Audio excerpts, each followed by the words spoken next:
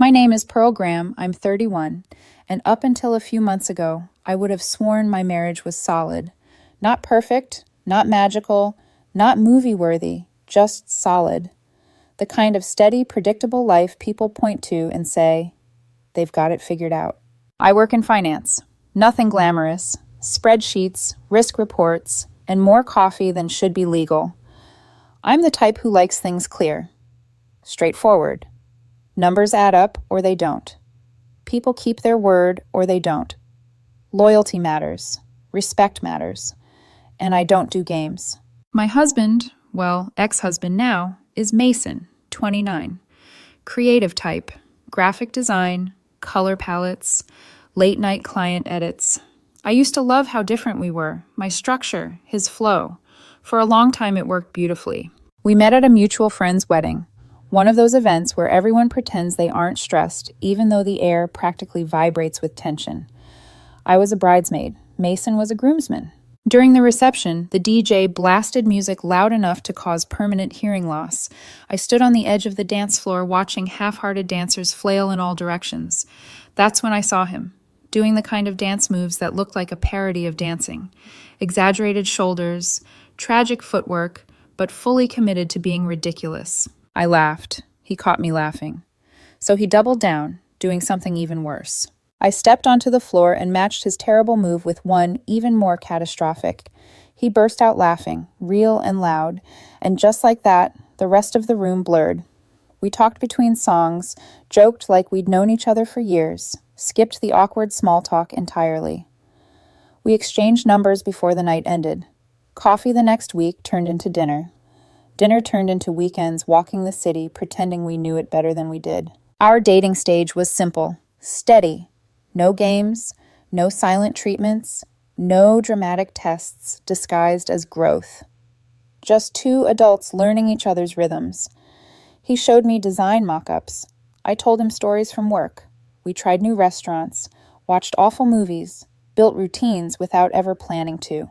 A year in, I knew I wanted to marry him. I'm not the over-the-top proposal type, so I planned something that felt like us. Quiet, intimate, real. We took a weekend trip to the mountains. On the second day, we hiked to a lookout where the entire valley spread out like someone painted it. My hands shook like I'd overdosed on caffeine. I barely got half a sentence out before he said yes. He cried. I laughed. Then he laughed through tears and squeezed me like he was afraid I'd float away. We got married 6 months later. Small ceremony, close family, a few friends. I remember looking at him at the altar thinking, this is it. This is the person I build life with. The first 5 years of our marriage were the kind people fantasize about. We bought a townhouse in a quiet neighborhood, talked about kids someday, shared chores, shared bills, shared grocery lists, left on sticky notes around the kitchen. Nothing dramatic, nothing toxic, just life. Mason worked from home a few days a week. I usually got home by 5. Some nights we cooked full dinners. Some nights we burned things and ordered takeout while laughing at ourselves. We had our shows, our routines, our little rituals. And I really believed I was a good wife. Not perfect, but steady, loyal, communicative, grounded. I showed up. I didn't belittle him. I didn't play mind games. And I didn't chase people who stepped away. Once respect starts slipping, I don't cling. That's who I am. Mason was soft in a good way, warm.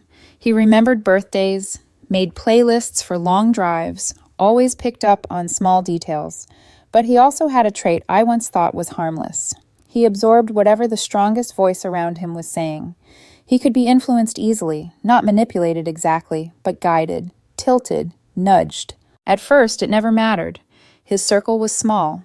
People with gentle lives, healthy relationships, stable expectations. Then came the night everything shifted. His brother Owen turned 30, and the family threw a laid-back backyard gathering. String lights, plastic tables, kids weaving between chairs, older relatives yelling jokes across the lawn. We brought a store-bought pie because we forgot to bake something real. Owen's wife practically praised us like we'd delivered gourmet catering. While Mason drifted off to talk to cousins, I set the pie near the patio. That's when I noticed the triangle forming across the yard.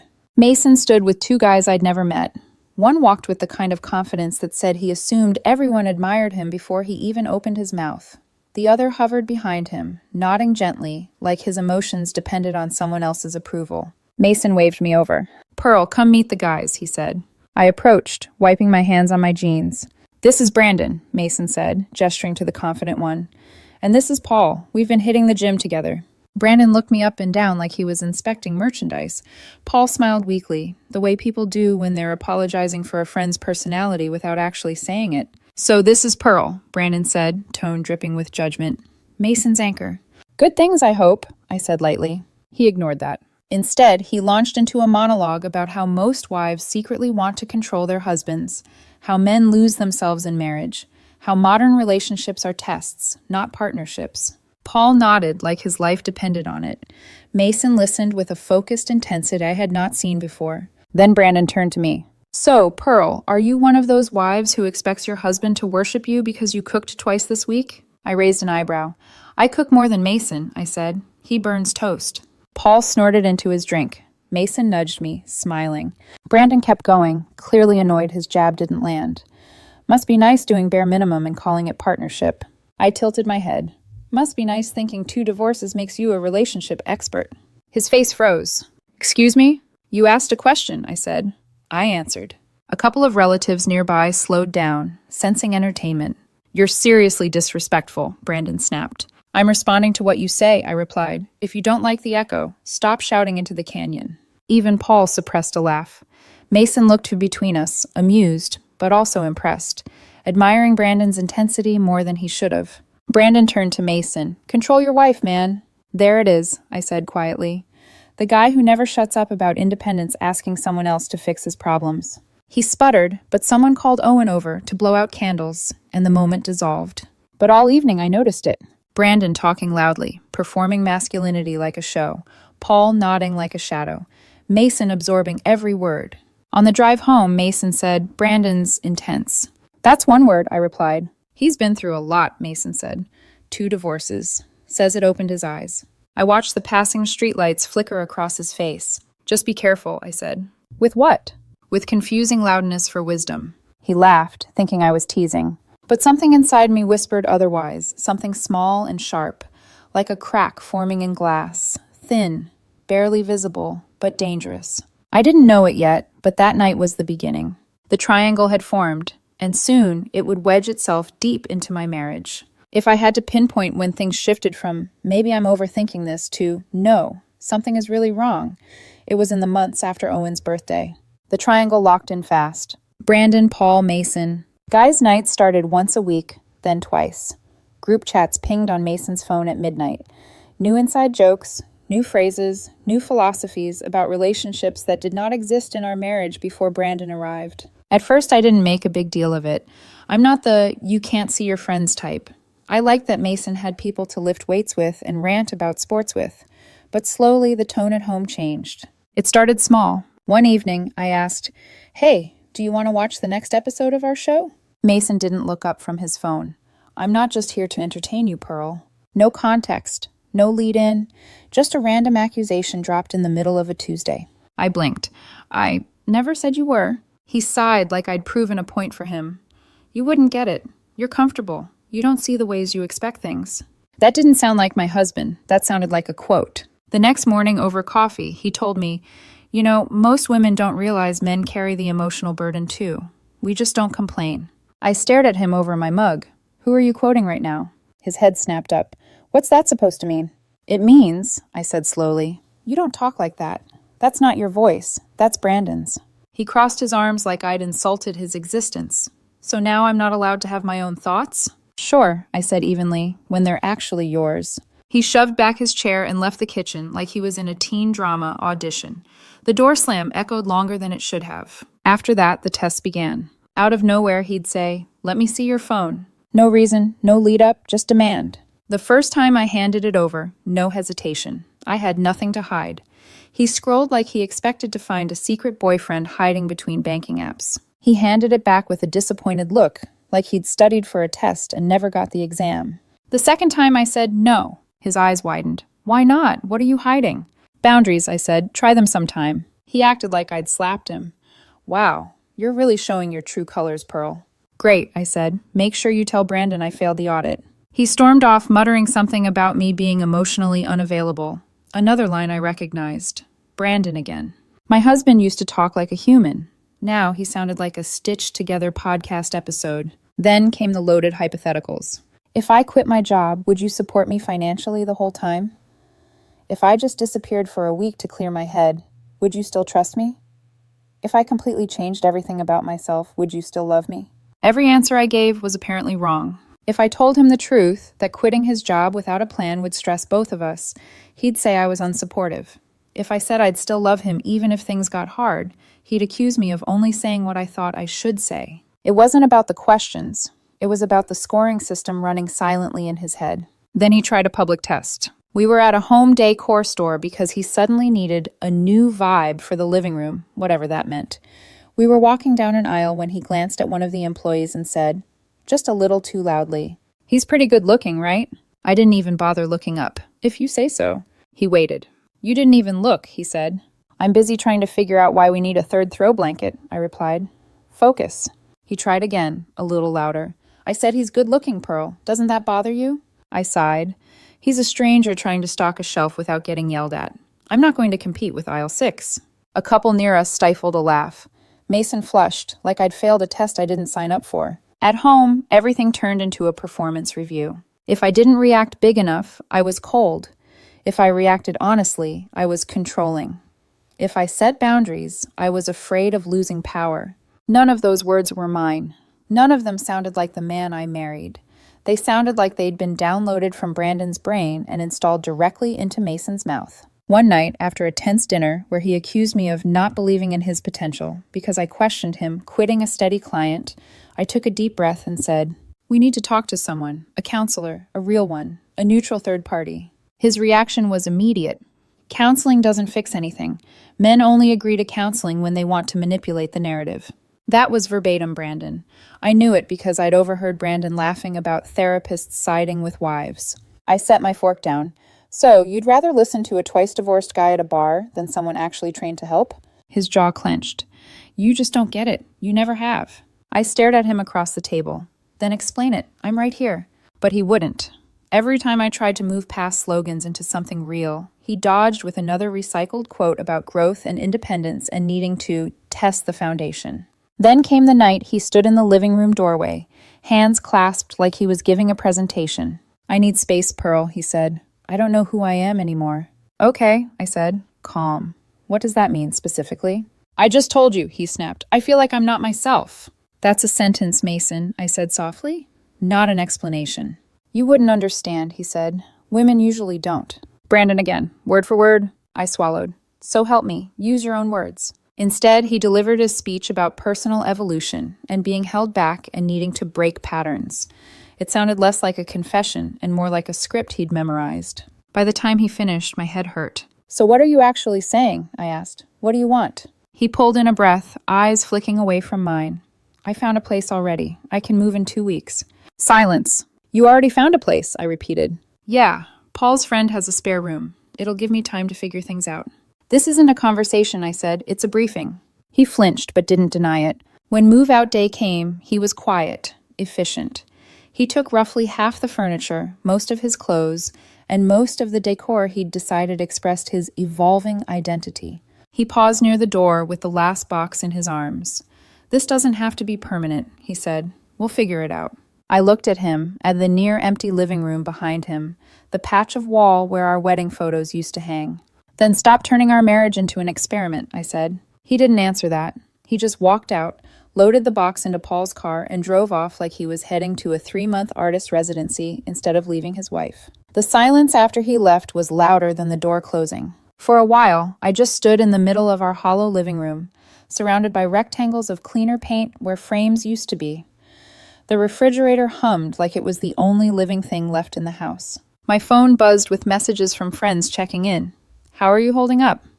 "Heard things are rough. We're here if you need anything." The tone was too careful, like they already had a script of their own. I walked through each room, taking in what he'd left behind. An empty drawer, half a bookshelf, the dent on the couch cushion where he always sat. I lay down that night in a bed that felt 3 times bigger and stared at the ceiling, counting how many times I'd chosen him over my own comfort. Over work invitations, over solo trips, over quiet weekends I'd wanted to myself. And somewhere between the second and third hour of not sleeping, a thought settled in. This wasn't just a rough patch. This was him stepping onto a stage Brandon built and asking me to sit in the audience and clap. I decided something right then. I would not beg him to come home. I would not chase him through whatever growth arc he thought he was living. And if he turned our marriage into a test, I wasn't going to cheat to pass it. A week after he moved out, the weirdness escalated. He started accidentally bumping into me around town. Once at the grocery store I'd been going to for 5 years. Once in my gym parking lot, even though his gym was across town. Once at a coffee shop I only visit when I'm too tired to make my own espresso. "Oh, hey," he said each time, acting surprised. "Didn't know you come here." "Mason," I said outside the coffee shop, "you live on the other side of the city now." He shrugged. "I'm allowed to go places, Pearl." That night, I checked my phone settings. We still had location sharing on from years ago, when we used it for practical things, meeting up after work, finding each other at crowded events. He'd never turned his off. I turned mine off. Curious what would happen when the coincidences had to work harder. Days stretched. Texts from him became shorter, colder. Just notes about bills, mail, logistics. My days were full and flat at the same time, like someone turned the contrast down on my entire life. Then, nearly a month after he moved out, my phone lit up with a message from him that said, "Can we meet? I want to talk." Just like that. No apology, no explanation. I stared at the screen for a minute, then typed back, "Sure, when?" He sent a location, a quiet cafe with soft lighting and overpriced pastries. The kind of place couples went to talk about big decisions, or end them. I went, not hopeful, not devastated, just steady, braced. I thought maybe, finally, he'd stop performing and talk to me like the man I married. I should have known better when I saw the folder in his hand. When I sat down across from Mason in that quiet cafe, I noticed 2 things immediately. His hands were shaking just slightly, and the folder on the table was positioned perfectly between us, like a prop waiting for its cue. He didn't even bother easing into it. No small talk, no warm-up. He slid the folder toward me. "Divorce papers." Just like that. No build-up, no context, no conversation about counseling or repair or even frustration. Just paperwork, like he was handing me a contract I'd been expecting. My fingers rested on the edge of the folder, but I didn't open it. I looked at him instead. "You're sure about this?" I asked softly. "Yes," he said too quickly. "It's what I need. I have to prioritize my personal growth, Pearl. I can't do that while being held back." "Held back how?" I asked. He blinked. Once, twice. His gaze wavered, like he hadn't rehearsed this part. "You just don't support my evolution," he said, stringing together a pile of buzzwords. "You're not listening to what I need." "I am," I said calmly. "You're the one who isn't telling me anything real." He straightened, irritation creeping into his posture. I could feel it, the frustration of a man whose script wasn't landing the way the director promised. "You should know what's wrong," he said. "If you cared, you'd fight for me." There it was. The test. The prove your love trap. He wanted tears. He wanted a scene. He wanted me to beg him not to leave so he could run back to Brandon and say, "See, she fought. She passed." I opened the folder. The pages were drafts, petitions, acknowledgments, initial spaces. Nothing filed yet. Nothing official. Just bait. I picked up a pen from the table. "Pearl, what are you doing?" he asked, suddenly wide-eyed. "Reading," I said. "You handed me paperwork. I'm treating it like paperwork." "You're supposed to show me you care," he snapped. "If you love me, you don't just initial a form." I met his eyes.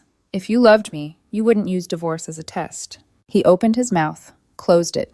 His rehearsed lines were unraveling. I initialed the acknowledgement of receipt, the only document that should be signed in a cafe, and left the rest untouched. I slid the folder back to him. "Have your attorney send everything through mine," I said. "If you want out, you're out." He looked like I'd struck him. His whole face fell apart, not in grief, but in shock.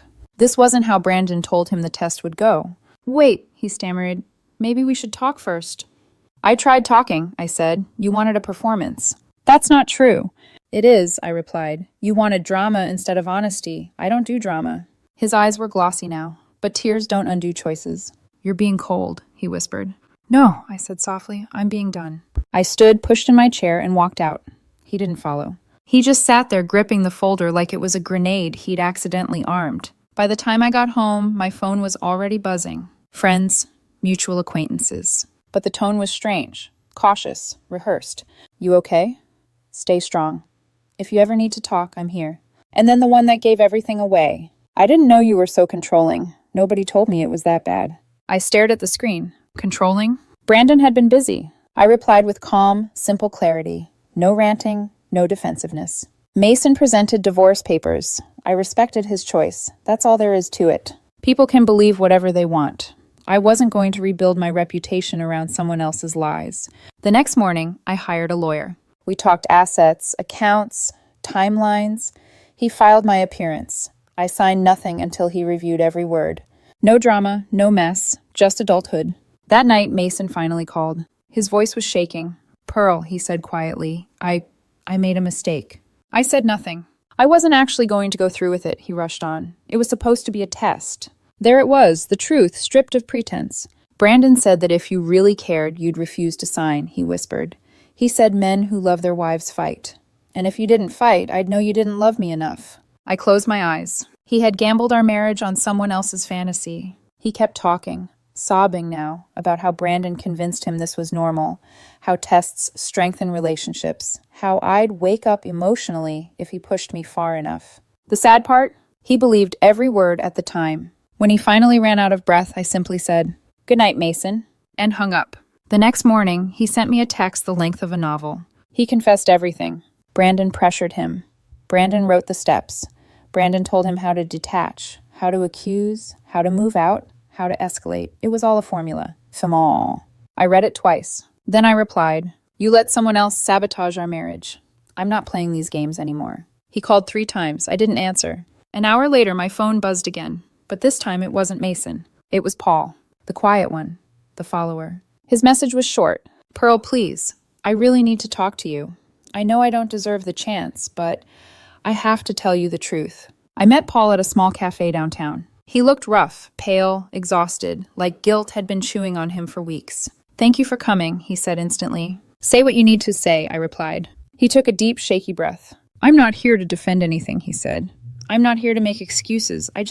You need to know what really happened." I nodded for him to continue.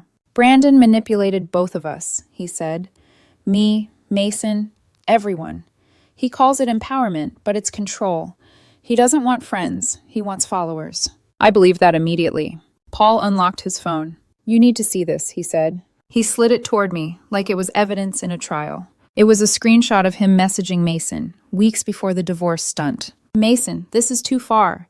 Brandon is pushing you into something destructive. This isn't growth. You're losing yourself." Paul tapped to the next screenshot. Brandon's response in the group chat exploded across the screen. "Paul, shut up. You sound brainwashed. Pearl is manipulating Mason, and we're helping him see it. If you can't support the plan, stay out of it." The plan. I felt my chest tighten. Paul swiped again. This time, it was the plan spelled out explicitly by Brandon. Step 1. Detach emotionally. Step 2. Say you need space. Step 3. Move out. Make her feel distance. Step 4. File for divorce. Step 5. If she signs instantly, she never loved you. Step 6. If she refuses, she's worth keeping. My stomach dropped. Brandon didn't just whisper ideas. He orchestrated the entire thing like a twisted science experiment. Paul continued quietly. I tried to stop it, really, but Mason believed Brandon, and Brandon bulldozed both of us. I closed my eyes for a moment. "Thank you for showing me," I said, "but it doesn't change anything." Paul nodded, almost relieved I wasn't blaming him. I figured. I just couldn't keep this to myself anymore. We left separately. Paul looked lighter, like he'd finally dropped a weight he'd been carrying too long. Me? I felt the opposite. Heavy, clear.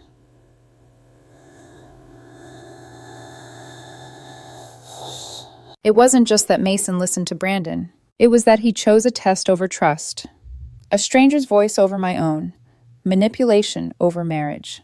That night, Mason showed up at my townhouse, pounding on the door, then knocking softer, then sitting on the steps crying. I didn't open it. I documented everything. So did my lawyer. He sent a formal written notice. No unannounced visits.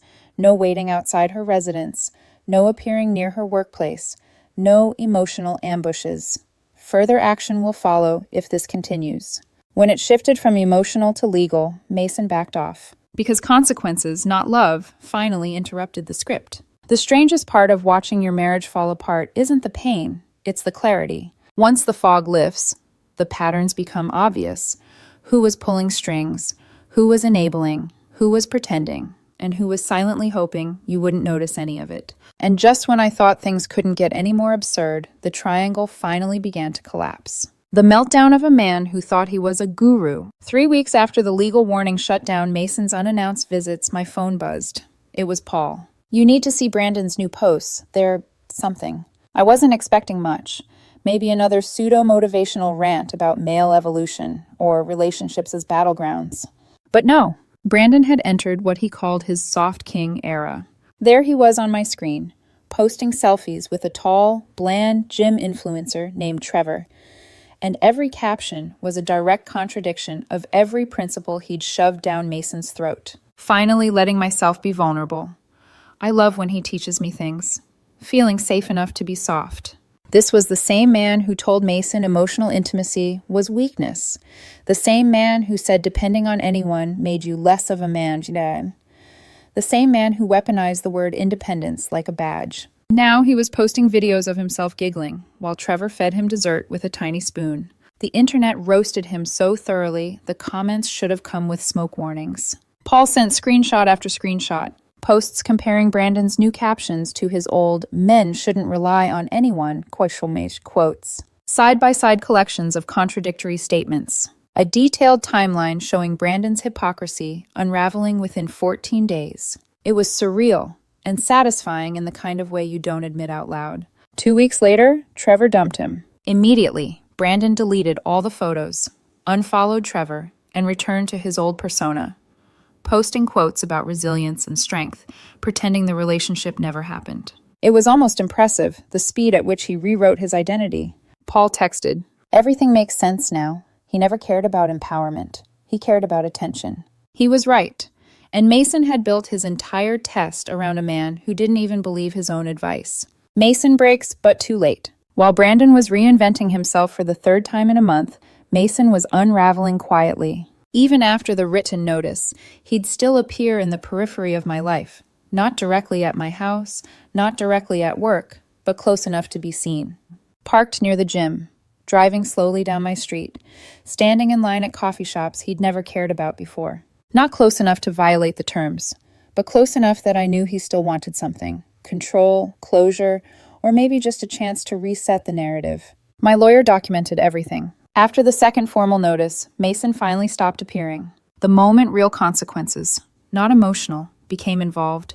The fantasy he'd been living in cracked. Because games only work when everyone plays. I wasn't playing anymore. The divorce begins to move without drama. Once the dust settled, the legal process felt strangely mechanical. Petition, response, asset lists, mediation appointments. The townhouse was split, the way exhausted adults split things when they are too tired to fight. He requested the couch and the dining table he'd taken on move-out day. Fine. I kept the bedroom set, my office desk, my kitchen equipment. His lawyer requested a few odd things. Candles, a plant stand, a decorative mirror I barely remembered buying. I let him have them. The point wasn't the objects, the point was closure. Friends sent awkward messages. You can always tell who heard Brandon's version. They avoided picking sides, but spoke to me like I was recovering from a crime scene. But the ones who truly knew me? They said the quiet part out loud. We always wondered why he gravitated toward Brandon. He stopped sounding like himself. We never saw you as controlling. It didn't make anything easier, but it made the truth clearer. The confrontation in the parking lot. One afternoon, I was leaving a grocery store when I heard it. A voice sharp enough to cut through 2 parking aisles. "Pearl!" I turned slowly. Brandon stormed toward me like he'd been rehearsing this monologue in his bathroom mirror. "You should be ashamed," he snapped. "The way you treated Mason is disgusting. You walked away from a man who was trying to grow." I blinked. "Are you planning to take a breath anytime soon?" He pointed a finger in my face. "Don't interrupt me." "You interrupted my errands," I said calmly. "So we're even." People nearby slowed, pretending to check their bags while eavesdropping. Brandon's chest puffed. "You're cold. You're manipulative. You don't deserve—" "Question," I cut in. "Did your second ex-wife write this speech for you, or your third?" His jaw dropped. "You don't get to talk about my divorces. You're right, I said. I should focus on the one you engineered for someone else. That shut him up. I stepped closer. You built a test around torpedoing my marriage. You convinced Mason that love means emotional warfare. You pretended you had wisdom when you couldn't even keep your own relationship standing long enough to finish a holiday season. Around us, a couple of bystanders actually snickered. Brandon's face twisted like he wasn't sure whether to yell or cry. I'm not fighting you, I said softly. You're not my problem. You never were. I walked past him, loaded my groceries, and drove off. In the rearview mirror, he just stood there, hands on his hips, chest heaving, looking like someone had snatched his script mid-performance. The final day. Weeks passed. The triangle had shattered completely. Paul distanced himself from both of them. Brandon was busy reinventing himself again. Mason had stopped hovering. And then came mediation day. The final signatures. I arrived early. The hallway was quiet, except for the hum of the vent and the turning pages of a receptionist's magazine. When Mason showed up, he looked smaller. Not physically, just deflated, like someone had disconnected the power source he'd been running on. He sat beside me, hands clasped tightly. Finally, he whispered, Pearl, we really don't have to do this. I turned my head slowly. We do. He swallowed. I didn't think it would end like this. You didn't think, I corrected. You listened to someone who hated me more than he cared about you. His eyes filled, but he stayed quiet. Can you ever forgive me? He asked finally. I don't hate you, I said. But I don't trust you, and without trust, there's nothing left. He closed his eyes like the words stung. The mediator opened the door. We went inside, signed, initialed, confirmed, and finalized. It took 20 minutes to end 8 years. When we walked out, Mason lingered near the exit. Goodbye, Pearl, he said, voice barely audible.